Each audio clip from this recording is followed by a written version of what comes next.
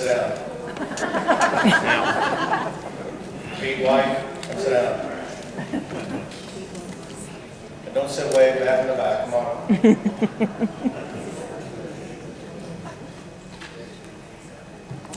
No one else is out there? A few housekeeping items.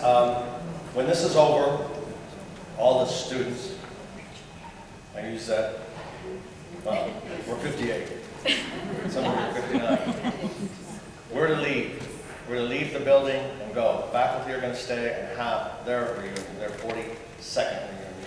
I believe the words were dismissed. Excuse me? I believe the words were we were dismissed. We will be dismissed. Whenever this is over, we will be dismissed. The party tonight starts at 6:30. You don't have to show up at 6:30. If all of you show up at 6:30, it's going to be a big mess. So come fashionably late if you like. But it doesn't start before 6:30. Food will be set out at around 7:15. So you may want to show up before then, or at least then. Although we'll have plenty of food, don't eat before you come to the reunion. We'll have lots of food. There's going to be a class photo at 9 o'clock. And it's interesting because it's going to be everybody. All class 70, 71, 72, 73, and all of the faculty will show up. And by the way, all the faculty, when you're done with your little shindig here, you're invited to come over to Sheraton and join us for our party. It will be much wilder than the one you're having here.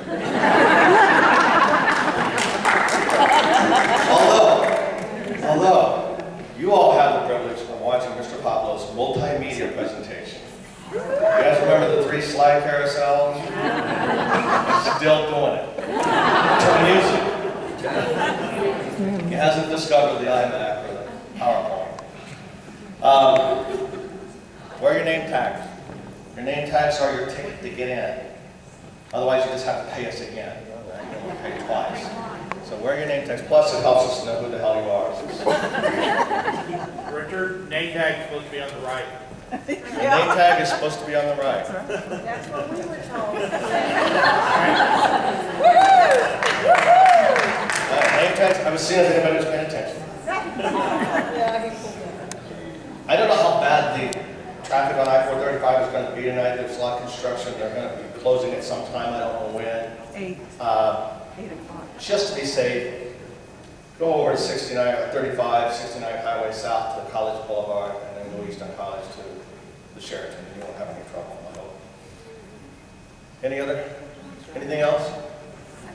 So, 2 years ago, I was invited by Dr. Billy Ray Lewis to come to the faculty's 40th reunion, because that was their 40th reunion, because the school started in 69, 70 was the first graduating class, so 2010 was 40 years since that faculty started working together. And they allowed me to come, and actually I got to give a little speech, kind of boring that this way. And it occurred to me, high school faculties don't have reunions. It's a job. I mean, they go to work, they go home, they don't have reunions.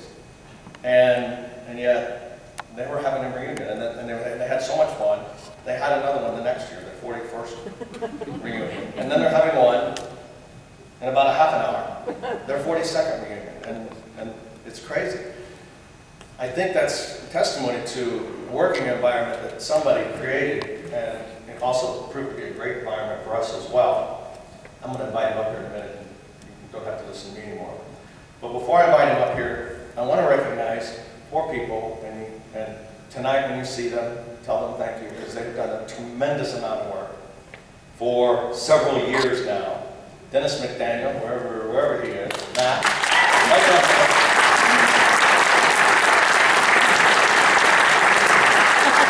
I got cameras. The creator of, the co-creator of the website, the SMNW 72 website, where we've all been able to log on, and if you haven't updated your profile, do so. And he even made it such that if you're not in our class, if you're in 73, 71, 70, you could log on as a guest and create your own profile. And the faculty members have gone on and created their own profile as well. If you haven't been there, check it out, smnw72.com. He created this along with Janet Butler Klein, K-O-E-I-N.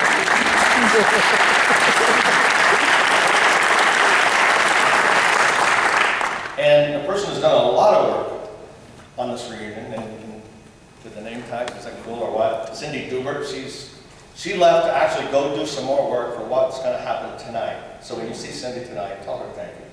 She has done a tremendous amount of work. And then my partner in crime, I refer to her as Cher, she calls me Sonny. And Stacy Smith, no. And I have been a part of almost every reunion since high school. So she's always there, and we're tired of this though. Anyway, you guys didn't come here to listen to me. You need water? Yeah. It's Good. back there. Dr. Ludwig.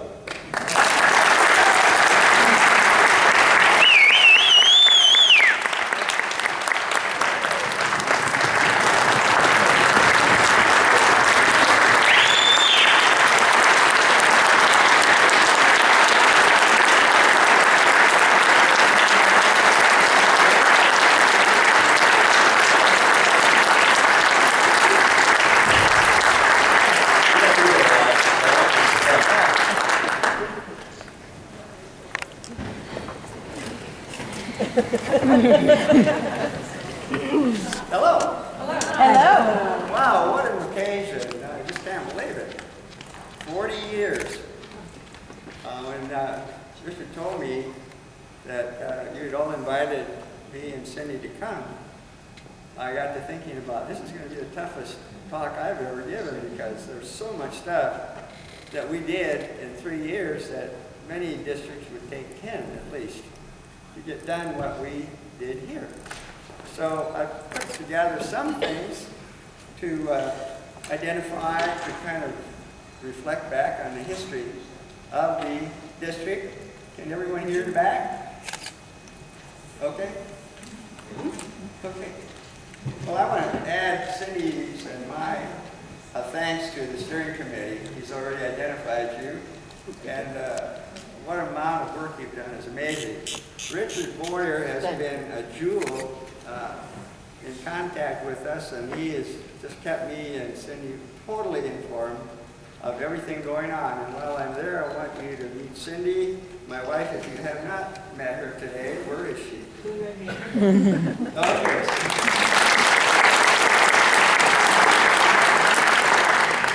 Cindy has heard so much about Shawnee Mission Northwest, I think she feels like a graduate here, our staff member or something. But anyhow, I'll try to go through some things we did and try to identify why this school is so different.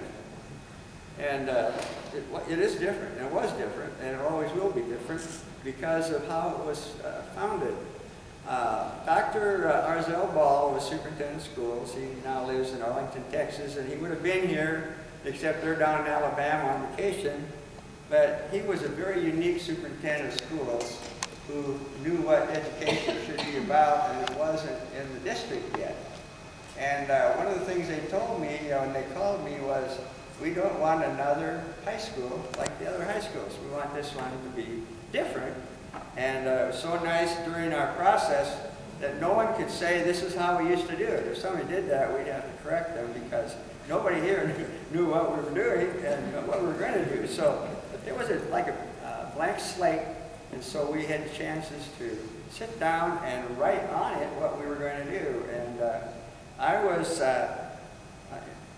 very excited when I came over here. I had been a principal of McClure High School in St. Louis County for 7 years, and we had 4,200 kids, and they made a believer out of me that you better listen to students because there are only 220 of us on faculty and 4,200 of them.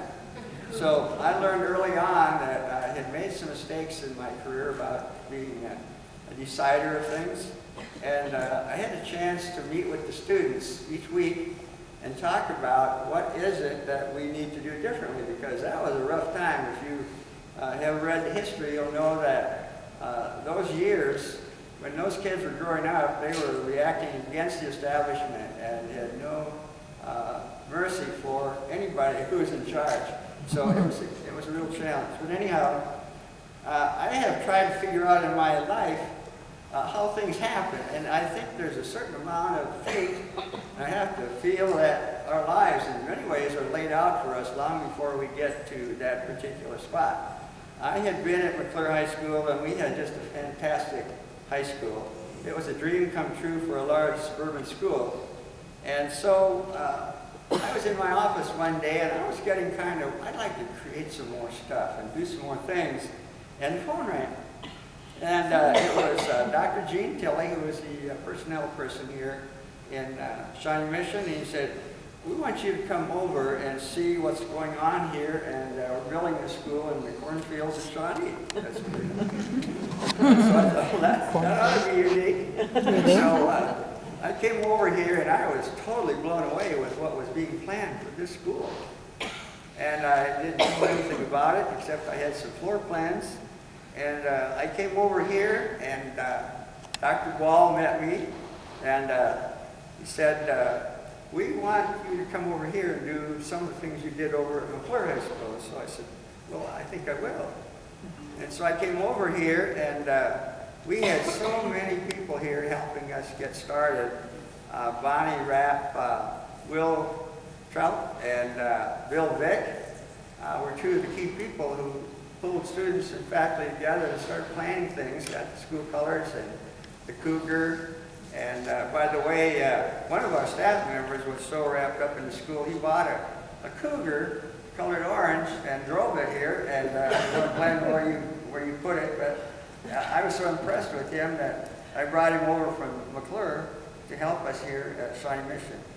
Anyhow, when I came over here, Bonnie Rapp at the time, and Will Trout, and Bill Vick had just done so much planning and getting so many things established and contacting so many students that it was just a blast to come over here and see what was going on, because it was like inhaling a drug to see the excitement here.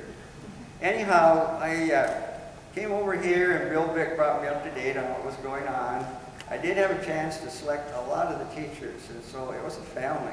There wasn't anything unusual about it as far as teachers with respect to where they came from or whatever they did, but they had one thing in common.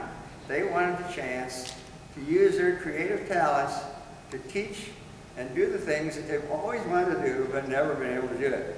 And so that's exactly the kind of person I was looking for. So we had our faculty, and by the way, I'm so impressed that so many faculty members came back here for this reunion. You know, it's amazing. It has to be a record to have this many faculty come back 40 years later and celebrate with you as the students of 72 and other years around that. So anyhow, came over here, and we had Dr. Leonard Molotsky, who also has deceased. I'm so sorry about that. He was the most outstanding administrator I've ever known. He was our support person in high tech and curriculum to get things that our faculty coming in here, creative faculty, needed to function in the way they wanted to function. And Larry Molotsky gave us the checkbook to write, to go do things that we needed to do to help everybody out who was coming in here. Bill Clopen, who was our drama teacher, you could see how excited he was to come into this auditorium. In 1972, auditoriums weren't even thought of in a lot of school districts, and he came in here and he was like a kid in a candy counter. And he also was uncertain about things because he'd been trained at another high school in the district, and he was afraid of doing things differently because everybody did things a certain way there. And so I turned him loose, and he'd come in, and every once in a while I said, Merlin, is it working? Is it going to be okay? And I said, yes, it is. And so Bill was one of the staff members, and he came into play a lot later in the school's life. So I've got down some notes, and by the way, as I said, to try to put this down into a short talk was most difficult. What do you put in? What do you leave out? So I'm going to hit some highlights and let you reflect back how you fit into that scheme. Not going to take a lot. Tell I'm nervous. I haven't had an opportunity like this for 40 years.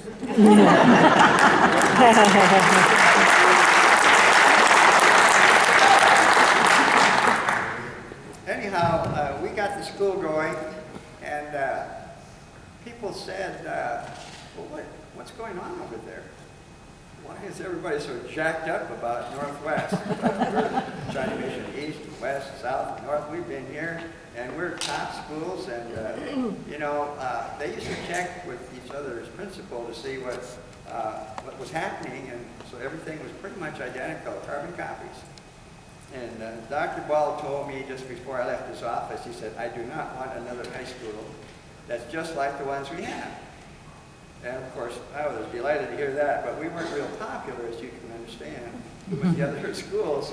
And we found out that we didn't have a dress code, we didn't have noisy bells, we were going to have some time block scheduling, we were going to trust students, we were going to have all kinds of things in the media center, which was a hub of learning. And the word got out around the community, and they thought we were lunatics over here to be doing what we're doing. We've lost control. It was a crazy school. Fortunately, we had people like Myrna Stringer, who was here as a non-student, non-faculty. She was the parent of Randy and Cheryl, two of our fine students. She has been supportive of this school since day one and never failed to do that kind of work for us. So, Myrna, where are you?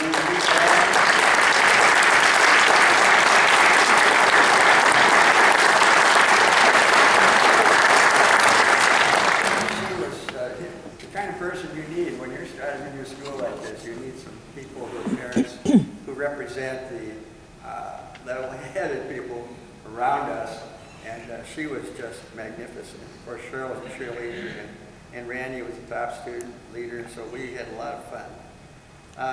We also did something that was kind of unusual.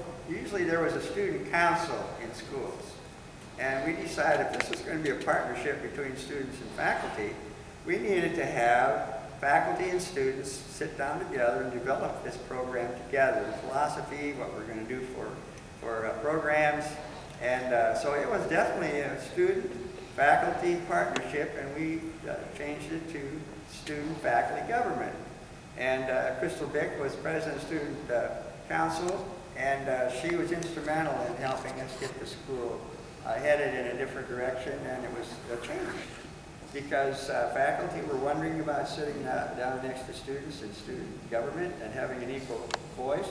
And so everybody was a little bit new to this situation, but it was the thing to do. And of course, we had a most beautiful facility. And I walked in here, and having been a principal and been around the block before, I walked into the school and I walked into the restrooms and to see what was in there, because those are your hot spots in the school. Some of you had to monitor those rooms. And traditionally, a lot of girl students ate lunch in the restroom, which was always unbecoming to me. But anyhow, I walked into the restrooms to look around. I saw, my gosh, mirrors. I saw, fragile walls, especially those partitions in the stools were flimsy. I could see those being knocked down the first day. And, with the partnership we developed with the students, where it was their school, we had no vandalism. The first year we had less than $100 worth of vandalism in this school, which was unheard of. And of course, no one believed that when I told them, but that's true. And in fact, there were so many students involved in this school and with faculty that they would monitor the parking lot, and if there are any outsiders out there, they would run them off and get them out of here because they didn't want anybody spoiling their school. And you probably remember Dennis Mullen. Dennis was sitting up in the bleachers with a bunch of his friends when I gave my first talk. And I could see them up there when I said students are going to be number one. They were having a ball up in there in the bleachers. And afterwards, I walked up in the bleachers and I said, hey, you guys, you're up here high, but I'm not looking up to you with that kind of behavior. It's all it took. Dennis became a president of student government, and we had a variety of leaders in this school, and so there was never a worry about losing control. It wasn't in the hands of the principal or the faculty, it was in everybody's hands. So it was really wonderful. And I want to thank you again for making it possible for Cindy and me to come today. I don't know how many people get a chance. When I came here to create this school, it was a chance of a lifetime for an administrator. How many principals would ever get this chance? And that's why I say I think there's fate involved. I think our lives are somehow planned, because this was just one of many examples where I have been steered some direction that I hadn't really thought about going, but I went there, and it went all the way back to when I was a high school student in a small high school. I was in the top 5 of my graduating class. There were only 5 in it. So I had chances. And there were so few students. My love of school was basketball. And my senior year, there wasn't a team. And so I decided, well, I'm going to be a farmer, and I'll just play with the farmers and the coaches around here. And I was playing basketball with some pretty good players. And I had one of those nights, you know, when everything goes well. And I was down in the locker room when this gentleman came in. He was one of the officials. And he said, son, why aren't you in college playing basketball? And I said, well, my high school coach told me I was too small. And I believed him. And he said, well, I'd like you to start college in the fall at North Dakota State University on a scholarship. I had that. How did that happen? That he was officiating, moonlighting out in this particular area, and I was there. You know, so I'm pretty much a believer that some things aren't planned for us, but we get steered in some directions, and that happened to me here. Okay, we're moving along here. Okay, as I said before, when we started the school district, we were giving instructions that the philosophy here was going to be students are top priority, #1. That's kind of a hard concept for those of us in the faculty right off the bat to accept, because, hey, we're here, we're administrators, we're faculty. I think this school is probably going to be better off if we run it. And so it was quite a charge to make those students partnerships, #1. And I still remember Gene Amos. I love him. I miss him so much. He was one of, well, Mr. Shawnee, he was a leader here in the community, never failing to support what we did. And his son Greg, of course, you know him, he played football and was a leader. And Gene Amos and I went to St. Joseph to a football game. And anybody who coached here at that time knows what happened. It was 65-0. And our students started chanting, we're #1, we're #1. The crowd was silent. What are they talking about? See, our students caught that concept long before anybody else did. And they knew that they were bigger than a victory, and they got that concept early, and it spread. Anyhow, Ken Johns and his staff, and I see some of the coaches here, they actually had to teach students how to put on a football uniform. These kids hadn't had chances in their other schools, and so they never felt committed to it, never felt part of it. And so over time, that year, things started to get better. And I remember we went over to Shawnee Mission East and beat them. And Dr. Ball was there, and he was so excited about Northwest. So the kids knew that they would be winners, and I noticed now the trophy cases are stuffed. They were empty when we started, and they're full now, and we have to build some more. So you can see what's happened to schools since we all pioneered it, and the people who came in here, students and faculty, carried it on, and it gets better and better and better. And as Ron Poplow told me, we have had awards of all kinds, national awards, and of course Ron Poplow has to be a legend in Northwest. And I guess we're going to get the chance to see those multimedia machines again tonight, because he has that down so well, and he knows exactly what he's doing, and he does it very well. And so we call him the legend. And Van Rose is the other pioneer of the faculty who was here when we started. And I'm so glad that Van's still here, because he's an outstanding teacher, and he has coached the cross-country team, teaching physical fitness. And I can tell you with honesty that no matter where I drove to school or home from school, Van was running out there somewhere. And so he still runs, and he's still here, and he's still leading people. And I think I lost count of their state championships. And it's just amazing. So congratulations that Ben and Ron and Bob are still here.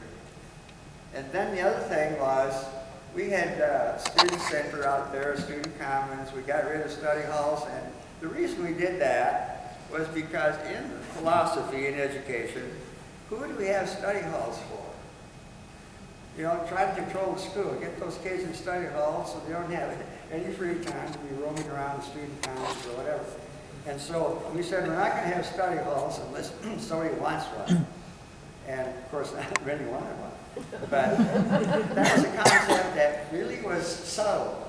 Said that we trust you, and we're not going to have study halls to lock you up and keep a tight ship going here. And so we had students out in the commons, visiting, socializing. We had vending machines. And, you know, it was this marvelous experience. And Ken O'Neill was another faculty member that came with me along with Glenn Griffiths from McClure High School. And I was so glad they came because they had the right philosophy about what we were trying to do. The other thing that happened, people had attitudes about what they had done for the school, and one was the maintenance facilities specialist who designed the school and furnished it with all the furniture. And one of the things we did immediately, they had a monumental counter in the office. I mean, it was expensive. And our concept was, we need to get rid of that because that sets a barrier between the students and the faculty and the secretaries, and it gives a we-they concept. So when I told the person who designed the school what had happened and what we were doing it, he was not happy. He got in his car, and I saw gravel flying for at least a block after he left here. I never saw him again. But we got rid of the counter and made it possible for students to come in and feel like they could go up and talk to a secretary or a counselor or someone without that barrier out there that made them feel a little bit like we were on the other side special and we really were just part of the group.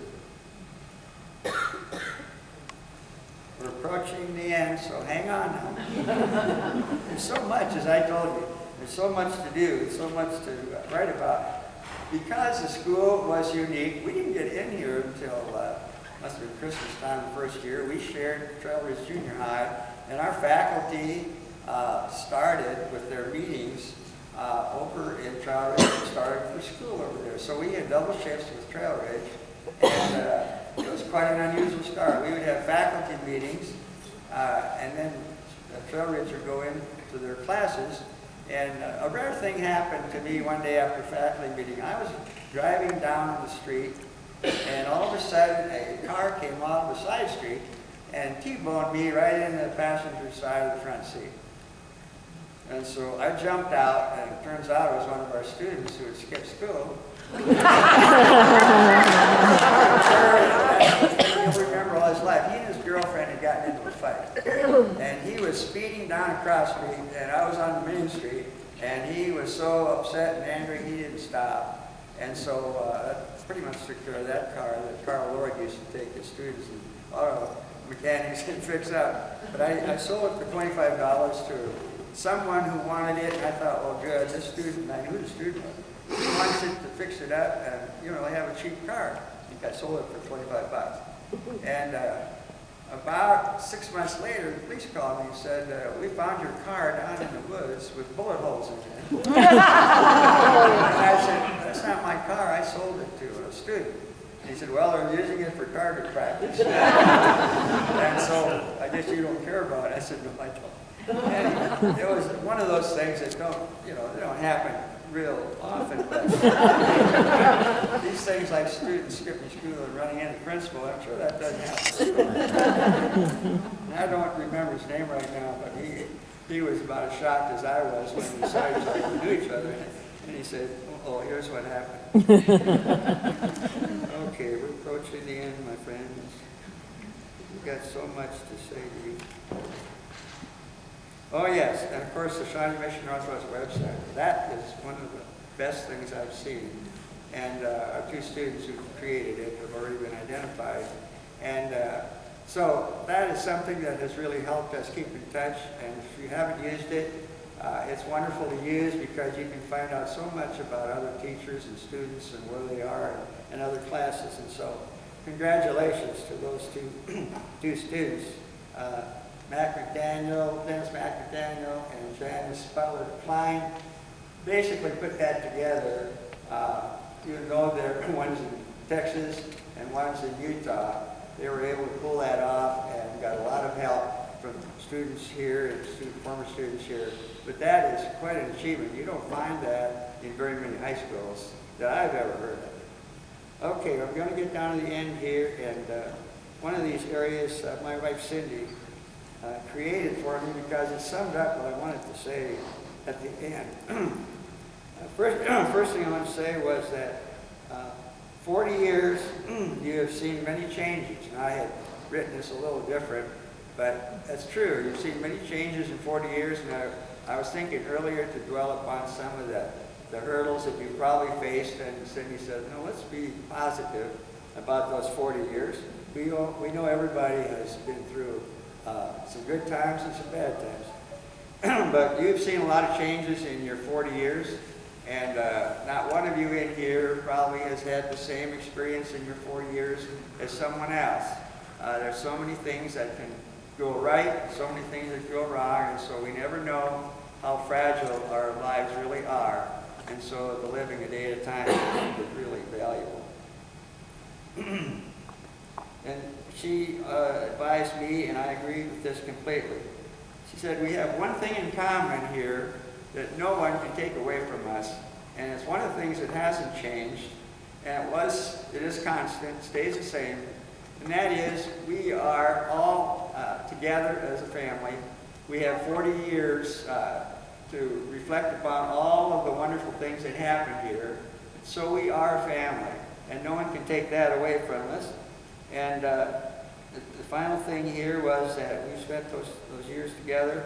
And the final thing was, if there was one thing to summarize this with, and Cindy helped me with this, and that is congratulate each and every one of us here today on arriving at this point today, the 4th of August, and we can reflect, we can appreciate, and we can celebrate that one constant thing that we have together.